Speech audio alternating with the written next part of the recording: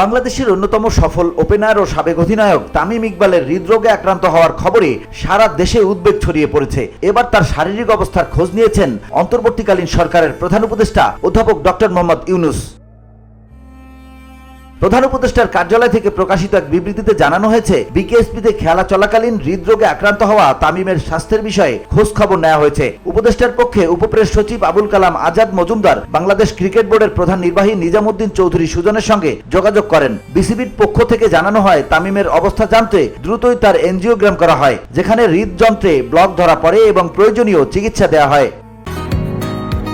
বসুন্ধরা, উত্তরা, বনশ্রী, কুড়িল ও বাড্ডা সহ রাজধানীর বিভিন্ন স্থানে অভিজাত ও অত্যাধুনিক মানের ফ্ল্যাট কেনার এক নির্ভরযোগ্য প্রতিষ্ঠান প্লেজেন্ট প্রপার্টিজ লিমিটেড। তাই আপনার স্বপ্নের আবাসনের জন্য আজই যোগাযোগ করুন। Pleasant properties limited, where destiny matures eventually. BCB চিকিৎসকদের সঙ্গে সার্বক্ষণিক যোগাযোগ রেখে চলছে বলে নিশ্চিত করেছে বোর্ড। তারা জানিয়েছেন, তামিমের উন্নত চিকিৎসার জন্য প্রয়োজনীয় সব ধরনের সহায়তা দেওয়া হবে। VOD Bangla news desk.